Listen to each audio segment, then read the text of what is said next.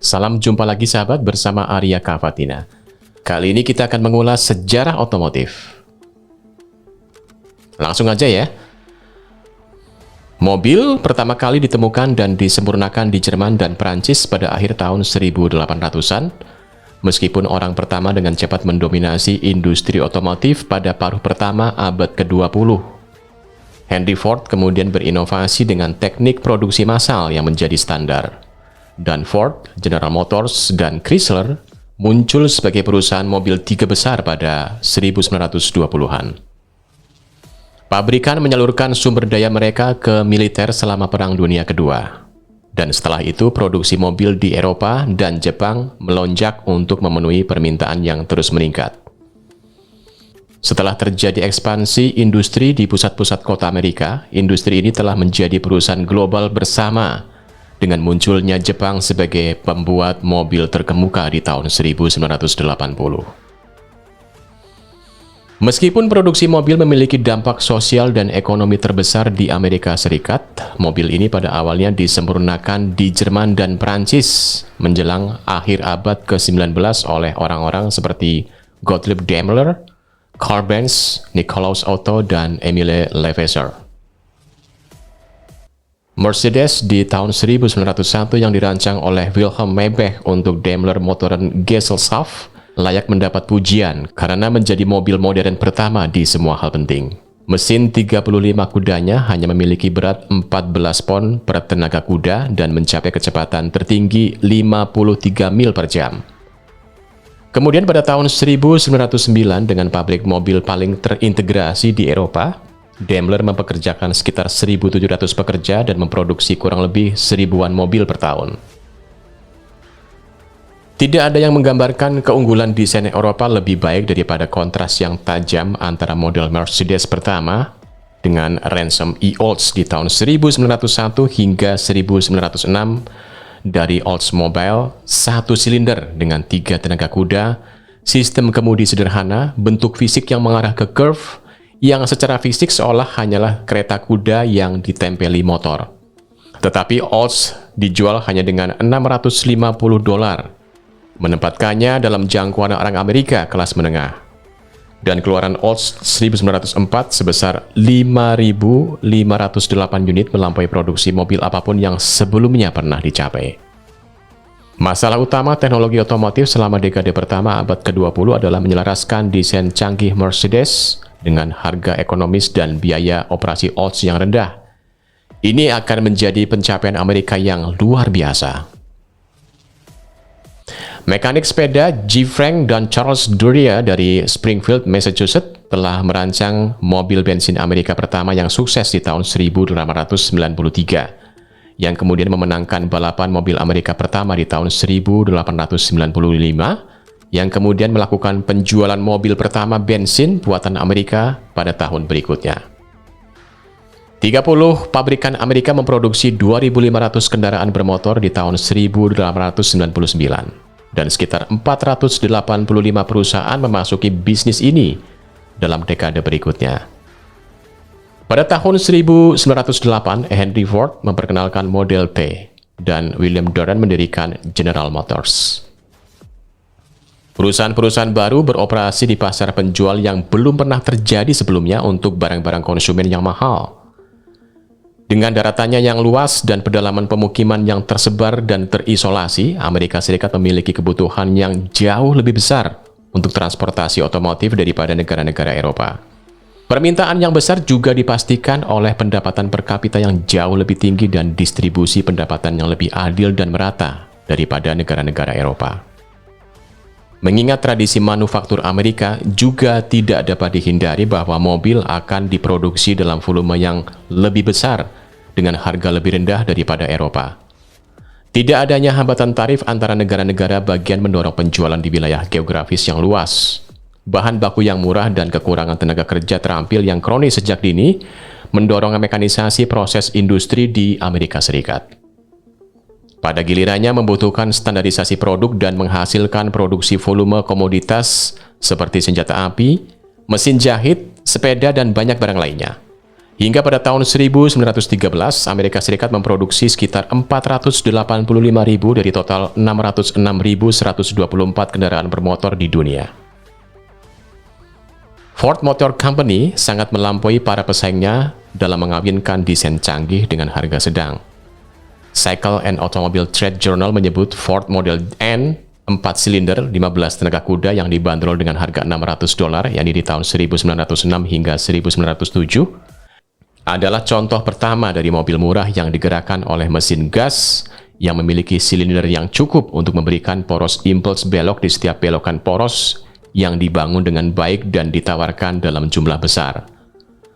Karena kebanjiran pesanan, Ford kemudian meningkatkan skala produksi dan setelah tahun 1906 mampu melakukan pengiriman 100 mobil per hari. Didorong oleh keberhasilan Model N, Henry Ford bertekad untuk membangun mobil untuk orang banyak yang hebat yang lebih baik. Model T 4 silinder 20 tenaga kuda pertama kali ditawarkan Oktober 1908 dengan dijual dengan harga $825 saja. Transmisi dua kecepatannya membuatnya mudah dikendarai dan fitur-fitur seperti kepala silindernya yang dapat dilepas membuatnya mudah diperbaiki. Sasisnya yang tinggi dirancang untuk membersihkan gundukan di jalan pedesaan. Baja vanadium membuat Model T menjadi mobil yang lebih ringan dan lebih tangguh. Dan metode baru pengecoran suku cadang, terutama untuk pengecoran blok mesin, membantu menjaga harga tetap rendah. Berkomitmen untuk produksi mobil besar Model T, Ford berinovasi teknik produksi massal modern di pabrik barunya di Highland Park, Michigan, yang dibuka pada tahun 1910, meskipun ia tidak memperkenalkan jalur perakitan yang bergerak pada tahun 1913 hingga 1914. Model T Runabout dijual seharga $575 pada tahun 1912, kurang dari upah tahunan rata-rata di Amerika Serikat. Pada saat Model T ditarik dari produksi di tahun 1927, harganya telah diturunkan menjadi $290 untuk Coupe. 15 juta unit telah terjual dan kondisi otomobilitas pribadi massal telah menjadi kenyataan di Amerika Serikat. Teknik produksi massal Ford dengan cepat diadopsi oleh produsen mobil Amerika lainnya, di mana di saat yang sama produsen mobil Eropa tidak mulai menggunakannya sampai tahun 1930-an. Pengeluaran modal yang lebih berat dan volume penjualan yang lebih besar yang diperlukan ini mengakhiri era kemudahan bisnis di antara banyak produsen kecil di Amerika.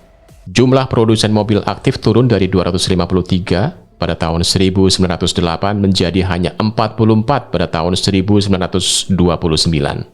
Dengan kontribusi sekitar 80% adalah diberikan oleh Ford, General Motors, dan Chrysler. Model T dimaksudkan sebagai mobil petani yang melayani kebutuhan transportasi para petani. Selain itu, Model T pada dasarnya tetap tidak berubah, dan secara teknologi sudah usang. Pemilik Model T mulai berdagang dengan mobil yang lebih besar, lebih cepat, lebih lancar, dan lebih bergaya. Permintaan untuk transportasi dasar yang dipenuhi Model T cenderung semakin meningkat pada tahun 1920-an, untuk diisi dari tumpukan mobil bekas yang menumpuk di lot dealer karena pasar menjadi jenuh. Sahabat, pada tahun 1927 permintaan penggantian untuk mobil baru melebihi permintaan dari pemilik pertama kali dan pembeli baru mobil digabungkan. Mengingat pendapatan saat itu, pembuat mobil tidak dapat lagi mengandalkan pasar yang berkembang. Sistem penjualan angsuran telah diprakarsai oleh pembuat mobil dengan harga sedang pada tahun 1916 untuk bersaing dengan Model T, dan pada tahun 1925 sekitar 3/4 dari semua mobil baru dibeli secara on-time melalui sistem kredit atau angsuran. Meskipun beberapa barang mahal seperti piano dan mesin jahit telah dijual sebelum tahun 1920, penjualan angsuran mobil abad ke-20 yang menetapkan pembelian barang-barang konsumen mahal secara kredit sebagai kebiasaan kelas menengah dan andalan ekonomi Amerika Serikat. Perbedaan mendasar yang membedakan model pasca Perang Dunia Kedua dari Model T sudah ada akhir tahun 1920-an. Inovasi yang tersisa, yakni transmisi otomatis dan konstruksi drop frame, datang pada tahun 1930-an. Selain itu, dengan beberapa pengecualian, mobil dibuat dengan cara yang sama, pada awal 1950-an seperti pada era 1920-an. Untuk memenuhi tantangan kejenuhan pasar dan stagnasi teknologi, General Motors di bawah kepemimpinan Alfred P. Sloan Jr. pada tahun 1920-an dan 1930-an berinovasi dari keusangan produk dan memberikan penekanan baru pada gaya yang dicontohkan dalam perubahan model tahunan yang sebagian besar kosmetik, yakni sebuah restyling besar yang direncanakan dengan metode facelift yang dilakukan setiap 3 tahunan. Tujuannya adalah untuk membuat kondisi agar konsumen selalu merasa tidak puas, kemudian menjual mobil lamanya untuk membeli model baru yang lebih mahal, jauh sebelum masa manfaat mobil mereka berakhir. Filosofi Sloan adalah bahwa objek utama korporasi adalah untuk menghasilkan uang, bukan hanya untuk membuat mobil. Dia percaya bahwa mobil GM atau General Motors memiliki desain terbaik dibanding pesaing, tidak perlu menjalankan risiko eksperimen yang belum dicoba. Dengan demikian, perhatian lebih diutamakan kepada desain yang stylish dan pemotongan biaya produksi. General Motors kemudian menjadi pola dasar perusahaan rasional yang dijalankan oleh struktur tekno. Ketika Sloanisme menggantikan Fordisme sebagai strategi pasar yang dominan di industri saat itu, Ford kehilangan keunggulan penjualan di bidang harga rendah yang menguntungkan ke Chevrolet pada tahun 1927 dan 1928. Hingga pada tahun 1936, General Motors mengklaim 43% pasar Amerika Serikat. Ford dengan 22% telah jatuh ke tempat ketiga di belakang Chrysler dengan 25%. Meskipun penjualan mobil runtuh selama masa Great Depression, Sloan dapat membanggakan General Motors bahwa dalam setahun perusahaan tidak gagal mendapatkan keuntungan, di mana GM pada saat itu mempertahankan kepemimpinan industri sampai tahun 1986 ketika Ford melampaui keuntungannya. Sahabat, industri mobil telah memainkan peran penting dalam memproduksi kendaraan militer dan material perang di masa Perang Dunia Pertama. Selama Perang Dunia Kedua, selain menghasilkan beberapa juta kendaraan militer, produsen mobil Amerika membuat sekitar 75 barang militer penting. Kebanyakan dari mereka tidak terkait dengan kendaraan bermotor. Bahan-bahan ini memiliki total nilai sekitar 29 miliar dolar Amerika Serikat, seperlima dari produksi perang negara. Karena pembuatan kendaraan untuk pasar sipil berhenti di tahun 1942 dan ban serta bensin dijatah dengan sangat parah, perjalanan kendaraan bermotor turun secara dramatis selama tahun-tahun perang. The Big Three dari Detroit membawa Sloanisme ke kesimpulannya yang tidak logis pada periode pasca perang. Model dan opsi berkembang biak, dan setiap tahun mobil menjadi lebih panjang, lebih berat, lebih kuat, lebih banyak gadget hiasan, lebih mahal untuk dibeli dan dioperasikan, mengikuti keyakinan bahwa mobil besar lebih menguntungkan untuk dijual daripada yang kecil. Teknik di era pasca perang berada di bawah estetika gaya non-fungsional yang dipertanyakan dengan mengorbankan ekonomi dan keselamatan, yang kemudian berimplikasi pada kualitas, di mana kualitas mobil Amerika memburuk. Ini ditengarai pada pertengahan 1960-an, di mana mobil buatan Amerika yang dikirim ke pembeli retail ditemukan rata-rata 24 cacat per unit, banyak diantaranya terkait dengan keselamatan. Selain menghasilkan keuntungan yang lebih tinggi yang diterima oleh perusahaan di Detroit, di saat yang sama juga mengakibatkan kondisi perubahan gaya hidup dan biaya sosial. Terjadi peningkatan polusi udara dan pengurasan cadangan minyak dunia yang semakin berkurang. Era tersebut berakhir dengan pengenaan standar federal keselamatan otomotif di tahun 1966, kemudian emisi polutan di tahun 1965 dan 1970, dan konsumsi energi di tahun 1975. Dengan meningkatnya harga bensin setelah terjadi guncangan harga minyak di tahun 1973 dan tahun 1979. Ini terjadi saat meningkatnya penetrasi pasar Amerika Serikat dan dunia, pertama-tama oleh Volkswagen Bug Jerman, yakni model T modern, dan kemudian oleh mobil kecil Jepang yang menghemat bahan bakar, dirancang secara fungsional dan dibangun dengan baik. Setelah memuncak pada rekor 12,87 juta unit pada tahun 1978, penjualan mobil Amerika turun menjadi 6,95 juta pada tahun 1982 karena impor telah meningkatkan pangsa pasar Amerika Serikat mereka dari 17,7% menjadi 27,9%. Pada tahun 1980, Jepang menjadi produsen mobil terkemuka di dunia, posisi yang terus dipegangnya. Sebagai tanggapan atas kondisi tersebut, industri mobil Amerika pada tahun 1980-an mengalami restrukturisasi organisasi besar-besaran dan kebangkitan teknologi. Revolusi manajerial dan pengurangan kapasitas pabrik dan personal di GM, Ford, dan Chrysler menghasilkan perusahaan yang lebih ramping dan lebih tangguh dengan titik impas yang lebih rendah, memungkinkan mereka untuk mempertahankan keuntungan dengan volume yang lebih rendah di pasar yang semakin jenuh dan kompetitif. Kualitas manufaktur dan program motivasi dan keterlibatan karyawan diberikan prioritas tinggi. Industri ini pada tahun 1980 melakukan program modernisasi dan retooling pabrik selama 5 tahun senilai 80 miliar dolar Amerika Serikat. Desain aerodinamis fungsional menggantikan gaya di studio Detroit karena pola perubahan kosmetik tahunan ditinggalkan.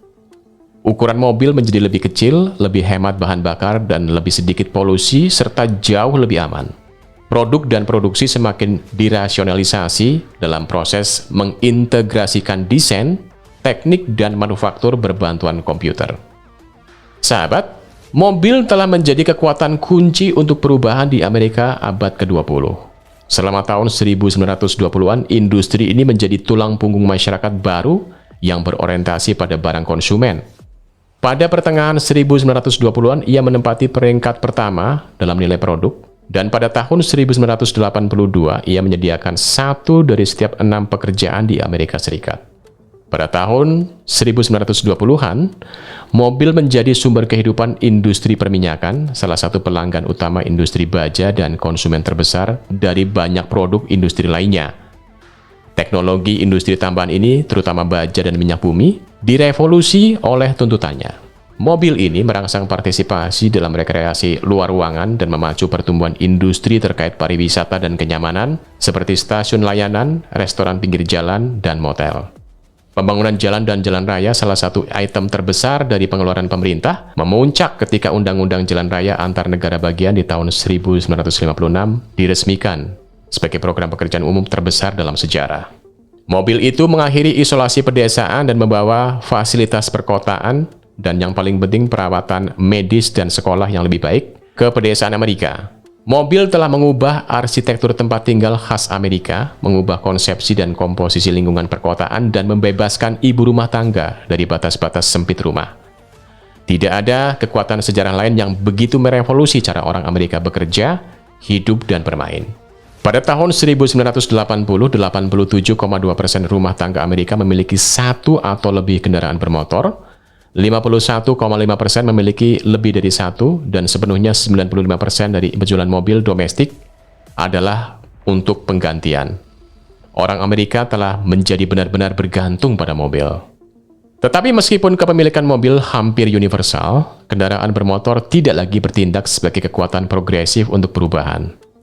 Kekuatan baru seperti media elektronik, laser, komputer, dan robot mungkin hal yang terpenting yang ada di antara mereka dan sedang memetakan masa depan. Periode sejarah Amerika yang dapat dengan tepat disebut era otomotif sedang menyatu menjadi era elektronika yang baru.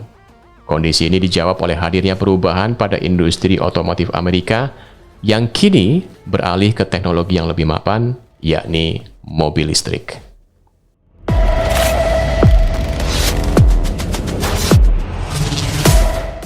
Demikian jumpa kita untuk kali ini. Terima kasih dan salam bahagia.